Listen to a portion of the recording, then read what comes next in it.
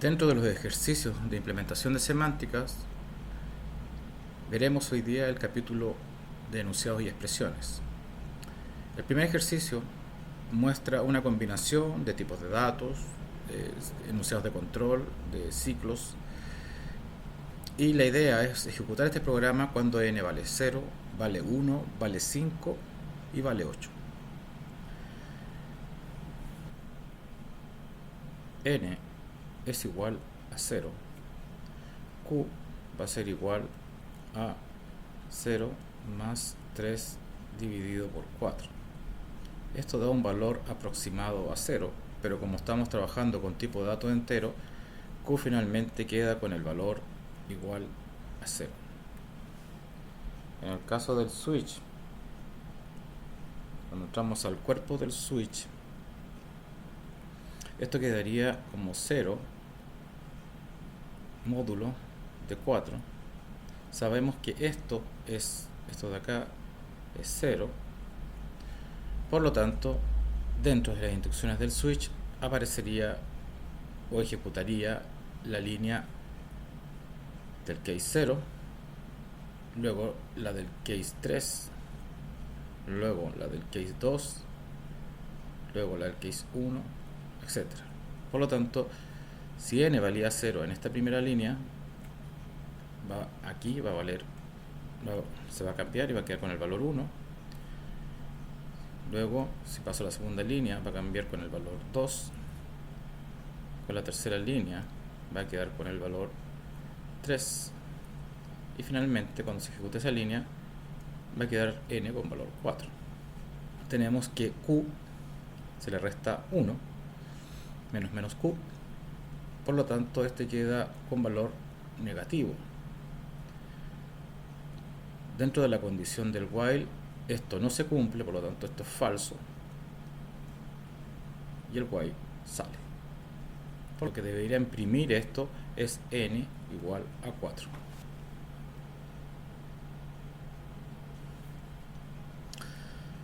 Cuando que n sea igual a 1, esto va a hacer que q sea igual a 1 más 3 dividido por 4.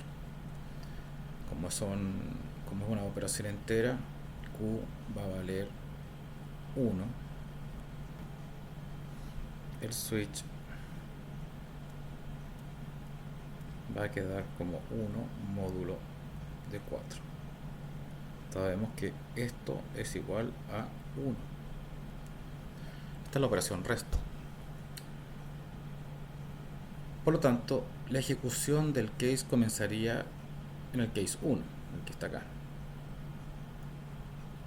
Y lo que haría incrementar n en 1, o sea que tendríamos valor 2. Aquí preguntaríamos, lo que haría es restar, o sea, la condicional restaría el valor 1 a q, esto quedaría 0.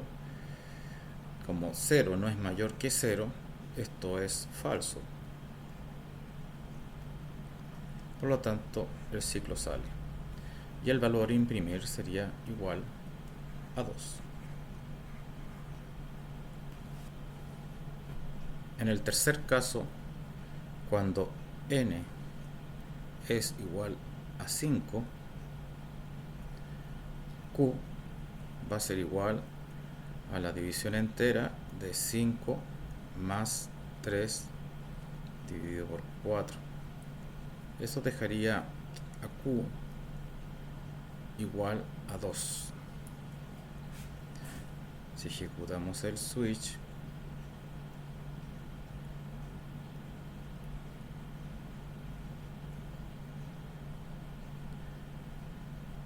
n vale 5 sobre el módulo de 4. Esto tiene valor 1. Por lo tanto, ejecutaríamos el case en la línea número 1.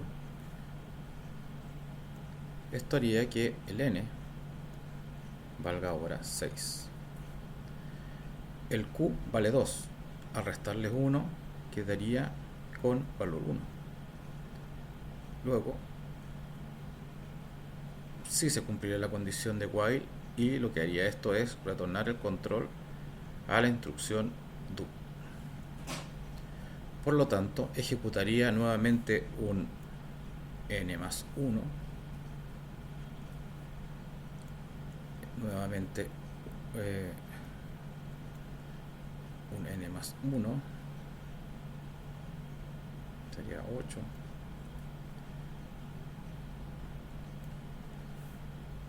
un n más 1, y finalmente volvería a ejecutar esa línea, lo que daría el resultado 10.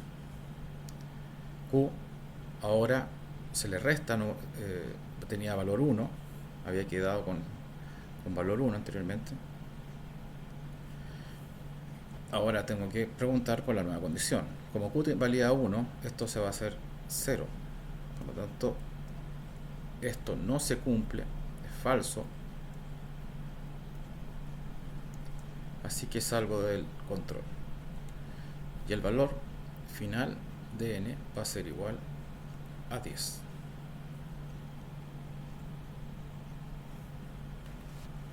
Finalmente vamos a probar con n igual a 8. Si n es igual a 8, vamos a tener que q va a ser igual a 8 más 3 dividido por 4. Eso da 11 dividido por 4, por lo tanto q, como es división entera, quedaría como 2. En este caso, el switch sería el de n, que sería 8, por el módulo de 4. Esto es 0. Por lo tanto, la ejecución comienza en el case 0. Así que para la primera pasada haríamos 4 sumas de 8, por lo tanto se quedaría 8 para esta línea. Para esta línea sería 10.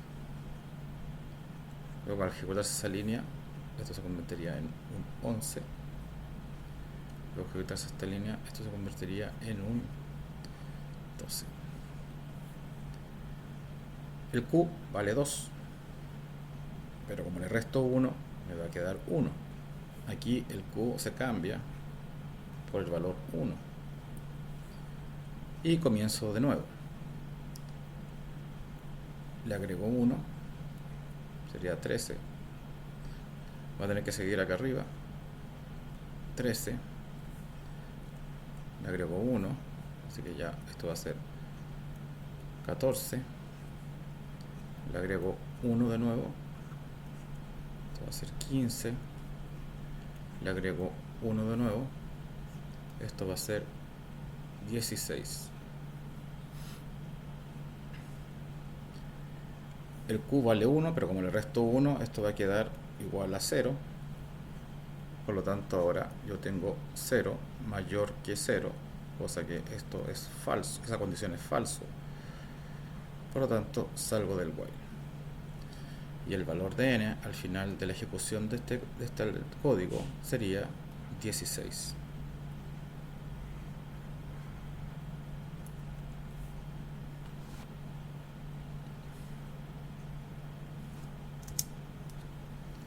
Bueno, el siguiente código es de la materia también de enunciados y expresiones, y la idea es poder eliminar el goto en una sentencia, como se muestra a mano izquierda. Entonces, básicamente tenemos una sentencia de tipo K, que es J más 3 dividido por 27, y luego tenemos un ciclo bien especial donde si el valor de K es mayor que 10, entonces yo hago un goto a out. Eso significa que si esto se cumple, yo me iría al out y finalmente seguiría la ejecución del programa en esta parte. Si el k es menor, seguiría o alteraría o modificaría las variables de este bloque, ¿ya? Antes del goto. Porque una vez que termine la ejecución de esa sentencia, el goto haría volver de nuevo a el if.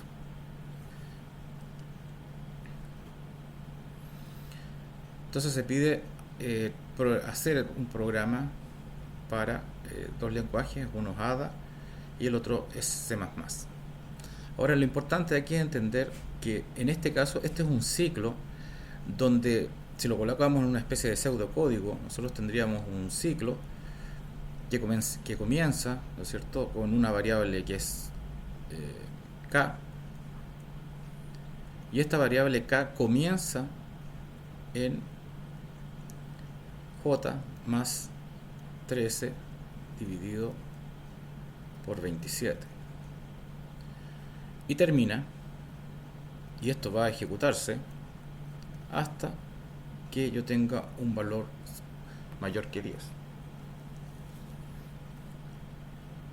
Si el valor de k es mayor que 10, es hasta 10, él sigue su curso normal. Por lo tanto, esto que está acá, lo que está haciendo en el fondo es un for que va desde k hasta 10. Bueno, acá el k más 1 lo que está haciendo es incrementar el k. Por lo tanto, eso lo podemos evitar en los lenguajes que utilizan for. Luego, lo que tengo como cuerpo, me queda solamente que lo único que voy a modificar es el 3 por el k menos 1. Y eso sería básicamente el ciclo. En el caso de Ada, el for es muy parecido a Python. Básicamente es un for de k que comienza, como les decía yo, en j más 13 dividido por 27 y va a iterar hasta 10. ¿Ya? Noten que aquí hasta 10. Y lo único que haría es ejecutar ese cuerpo. En el caso de C++, la notación es un poco más flexible, por lo tanto puedo hacer cosas un poco más enredadas y dejar todo esto en el mismo cuerpo. De hecho, si yo coloco eso acá, esto se ejecutaría y terminaría con los valores de i que yo espero, porque al colocar un punto y coma acá, solamente todo esto del cuerpo.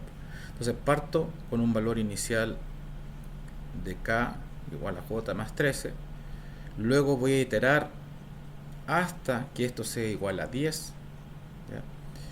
Y luego por cada iteración yo voy a ir modificando ese pedazo de código. Para lo que no recuerdo en el C, por ejemplo, si yo cada vez que declaro un for, por ejemplo int i igual a 0, punto y coma, y yo coloco acá i menor a 10 y hago el incremento de i, ¿no es cierto? I más,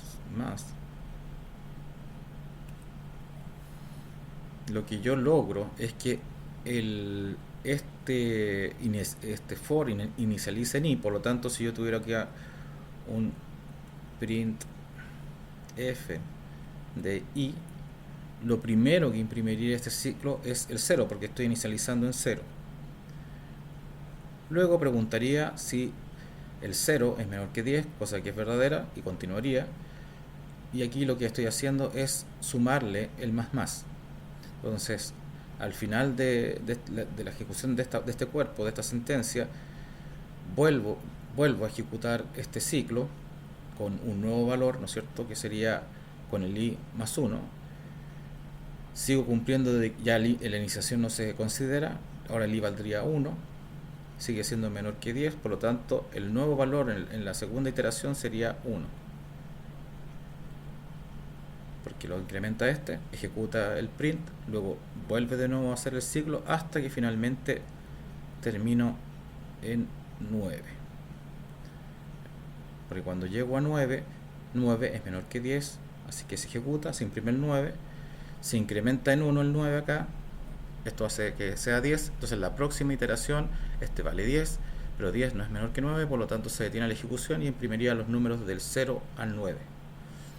En este caso hace lo mismo, inicializo K con este valor, compruebo que el K siempre tenga un valor hasta 10 y en esta función yo me encargo de sumar el valor de K y reemplazarlo en la expresión. Acá recuerden que se está sumando, o sea, se está haciendo esa operación todo al mismo tiempo.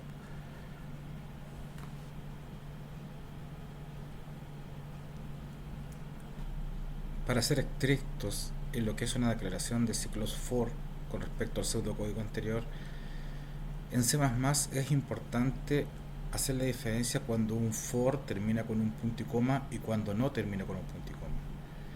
Cuando un for termina en un punto y coma, indica que el cuerpo del for es solamente el mismo. En el caso, cuando yo no coloco un punto y coma, el cuerpo está abierto, por lo tanto, si yo declaro entre corchetes o de esta forma, cuando solamente tengo una sentencia, el cuerpo del for es la sentencia que está acá. Si tiene corchetes, si le agrego más sentencias, el cuerpo es todo lo que está dentro de esos corchetes. Por lo tanto, los resultados son diferentes. En este caso particular se muestra este caso, se puede ver que cuando yo ejecuto este código for, él se ejecuta, no involucra el printf, y por lo tanto al final del programa lo que imprime es un 10. En el caso cuando el for considera el cuerpo, obviamente lo que haría es ejecutar o mostrar los números de 0 al 9. En este caso lo que haría es imprimir una línea que dice imprime 0, después otra línea que imprime 1, etcétera, hasta terminar con un imprime 9. Por lo tanto, es importante tener en cuenta que en C y en C++ el punto y coma indica un cierre de cuerpo o de bloque. Finalmente, dentro de del capítulo de enunciados y expresiones, veremos lo que son los usos de excepciones. Aquí tenemos un típico ejercicio de prueba en donde pueden ustedes ver que hay varios lugares donde se lanzan las excepciones y también hay bloques para atrapar las excepciones. Entonces se pide que se diga dónde se ejecuta o dónde se captura la excepción cuando se ejecuta una excepción de tipo I, una excepción de tipo F, una excepción de tipo J y una excepción de tipo G. Entonces, por ejemplo, si quiero ver dónde se ejecuta una excepción de tipo I, yo hago correr este programa, es la clase que llama, ejecuto el try, no pasa nada, ejecuto el try nuevamente, no pasa nada, pero luego llamo a la función big y ejecuto la función fan1. Va todo bien y de repente se produce una excepción acá. Y ahora la pregunta es, ¿quién captura esa excepción? Este try, los try de acá. Entonces, en este caso, lo que yo sé es que i es de tipo entero.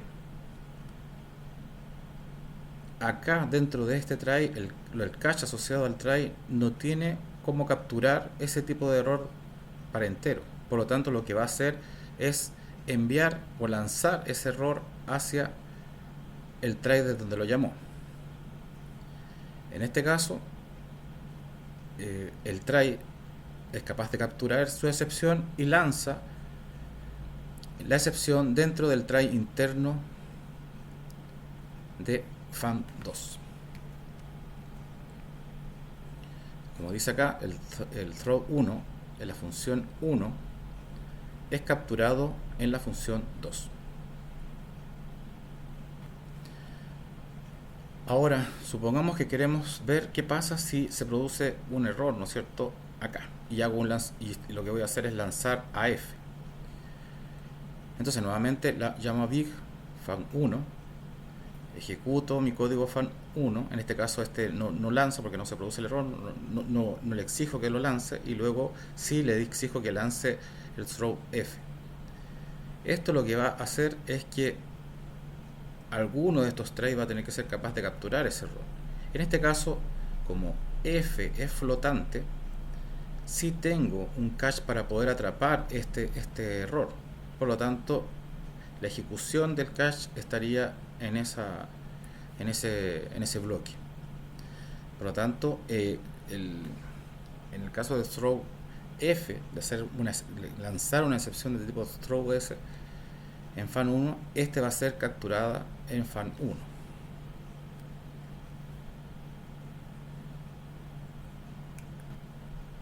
Bueno, ahora nos interesa ver qué pasaría si se produce una excepción acá y lanzo esta excepción desde mi código. Entonces quiere decir que hago correr mi clase small con fan2, el big pasó correctamente, no hubo ningún problema, y aquí se produce un error y yo hago que se lance ese error. J es de tipo entero, por lo tanto tenemos un cache que me permite capturar ese error. El throw J sería capturado en el bloque interno de fan2.